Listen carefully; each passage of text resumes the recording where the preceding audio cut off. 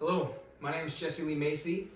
This is my final presentation, and I'm going to show you how to do a Turkish Get Up with a 70-pound kettlebell.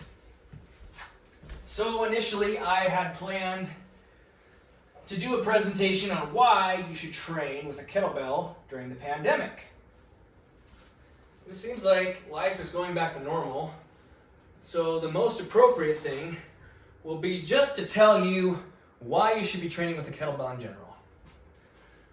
So I choose the Turkish Get Up to demonstrate because I think it is the most practical and the most functional movement that any of us can do.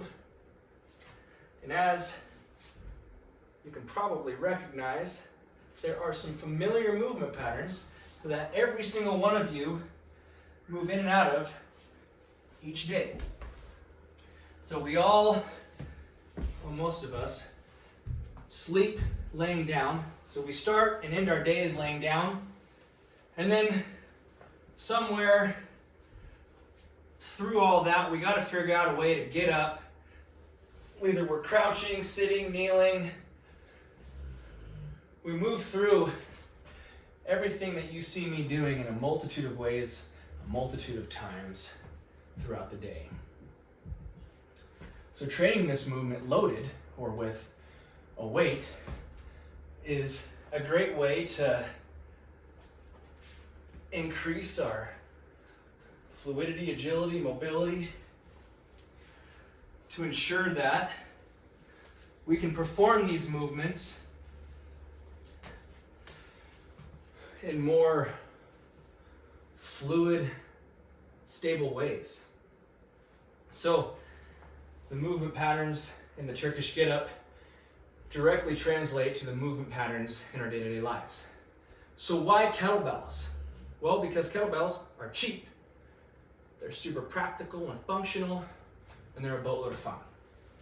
In terms of practicality, functionality, this is a 70-pound kettlebell. It takes up about as much space as a coffee maker. And no, a coffee maker is not Starbucks. There actually used to be these things that people would put on their countertop, but you can look on Google for that. 70-pound kettlebell. This is a 53-pound kettlebell, 35-pound kettlebell, 20-pound kettlebell. So in terms of real estate, they don't take up a lot of space. And in terms of using a kettlebell, you just saw me demonstrate in a 4x6 area that you don't really need any more space than as high as you can reach overhead and around you. Just make sure that you're not going to hit anything. Big thing is make sure there's no pets or little kids running around, because a kettlebell can crush. And in the starfish position, laying on the ground, essentially make sure that you've got full range around you. But in terms of space and using it, you can use a kettlebell in a very small space. Even if you have a cluttered home, you can move things out of the way, use your kettlebell, and then move them back. You can store your kettlebell in a corner, in a closet, on the deck, under your bed. You can store it pretty much anywhere. So there's very little excuse in regards to storage and usage. You can transport kettlebells super easy because they have a handle. And I imagine being college kids, you're pretty experienced at carrying, 12 packs or groceries or milk, whatever. So if you know how to carry something with a handle, you know how to carry a kettlebell, and you can carry a kettlebell. Kettlebells are a boatload of fun, largely in part because they're technical. So they're easy to use, but they're also challenging and technical to use. And they're technical just because of the load placement. So when you got the kettlebell below you, it's pretty easy. You just use it like a handle, and we can carry it like this. You can do things like rowing like this, but once you get to moving the kettlebell essentially above your belly button, the load placement is a lot different, and it takes a lot more focus. It takes a lot more inline stability. So they talk about like reinforced bracing, and essentially that's just keeping your core tight and stable. Kettlebells almost always indirectly work your core, and that's a beautiful side effect or benefit of them. Kettlebells combat postural imbalances, largely in part because they do require you to recruit from your total body. So I mean, you got to be grounded through your feet all the way through your hips, all the way through your core, into whatever muscle group and range of motion that you're using. They're great for strength in our shoulders, shoulder strength, stability, mobility, great for grip training. Essentially everything about kettlebell translates into our day-to-day life. And I think that if we're gonna exercise, we should exercise in a way that we can use it the most and use it the most effectively. There's a lot of training you can do in a gym to get super pumped up, but if you can't use that in your day-to-day life, and if that training actually inhibits you from being able to move better, then what are you doing that training for? We don't have that problem with kettlebells. So I said they're fun because they're technical, and for me, technicality means something to master. That's a lot of fun, but ultimately, kettlebells are fun because they provide a near unlimited range for creative freedom.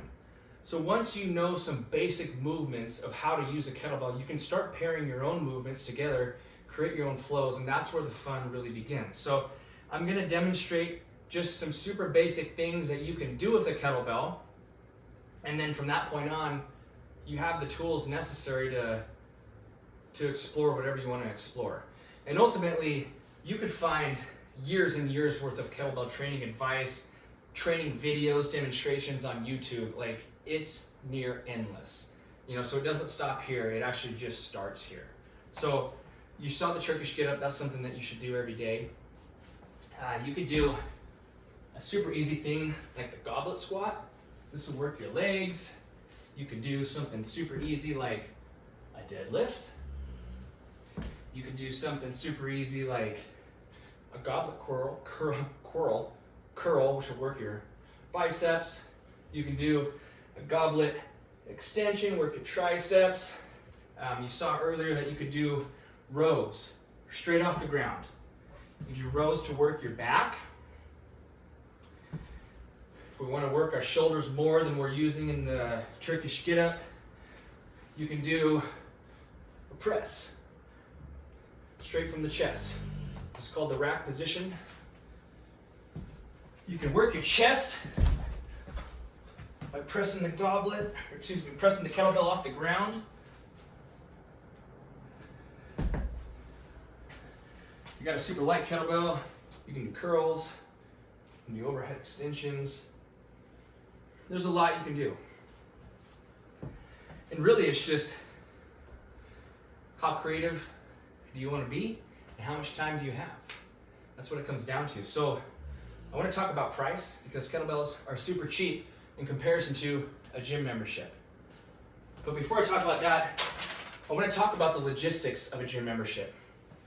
So a kettlebell is a gym in itself in your own home. You don't have to drive anywhere, you don't have to spend gas money, you don't have to spend time making your pre-workout, you don't have to spend time worrying about what you're gonna wear or this or that, who's there, whatever. There's nothing that goes into it besides just working out. So you save yourself a lot of time. Most people's gripe about working out, I don't have the time, I don't have the time. Well, guess what? You do now, because you don't have to worry about driving somewhere, driving back, all the time you waste in your car, all the time you waste trying to pick the perfect song before you do your max set of 10 or whatever. So we're getting into price now. I took the average price of gym memberships in Spokane, like 6 of them. Anytime, Orange, Theory Fitness, YMCA, Move, Fitness, Fitness Center, Snap. Don't worry about Planet Fitness. Don't work out at Planet Fitness. Average price for a gym membership in Spokane monthly is $31 a month. And that works out to $372 a year. So remember the yearly price. I did the same thing for CrossFit gyms. Your average monthly price for a CrossFit gym is $146 in Spokane, and that works out to $1,752 a year. So I also took average prices of kettlebells that you can buy right now in Spokane from Target, Walmart, Dick's Sporting Goods, and Best Buy of all places. So I took the price of a 20-pound kettlebell. Average price is $50. Average price of a 35-pound kettlebell, 75. Average price of a 53-pound kettlebell is $90. But in my opinion, the only two weights that you need to get started are the 20 and the 35-pounder. So if we add the price of those two together, that's $125. And in comparison to the $372 a year gym membership or the $1,752 a year CrossFit membership, you're saving a lot of money. And we're saving a lot of time. We're saving a lot of excuses. So really, kettlebells to me are about the freedom to explore my own creativity, the freedom to work out when and where I want and how I want, the freedom to have more money, more time, and the freedom to move better. When it comes down to it, if you're not training, you need to be training. And I promise you this, a day will come when you're gonna regret it. You're gonna wanna do something, you're not gonna be able to do something, and it's gonna be because you weren't taking care of yourself. So it's not just about looking good, it's really about moving good. Looking good is just a side effect, but you can be healthy and move good, and that is all you need. You hear all these euphemisms of body in motion stays in motion, motion is lotion, movement is life, and it's absolutely true. The more fluid we can move, the more stable that we can move, the more life that we have available to us. And if you don't believe me, just think about any time you've ever been sick or injured. What was the only thing that you cared about? It was about not being sick or injured, right? So if you're gonna train, you should train smart, and you should train in a way that has a direct translation into your day-to-day life and the opportunities that you have ahead of you. And that's what kettlebell training is all about. Thank you so much for tuning in. I had a great time this quarter watching all your videos. I appreciate all the feedback you guys gave me. I appreciate the time that you spent watching me and Dorian. I wish you all the best this quarter. I wish you all the best in the rest of your schooling career, and I wish you all the best in life. Take care.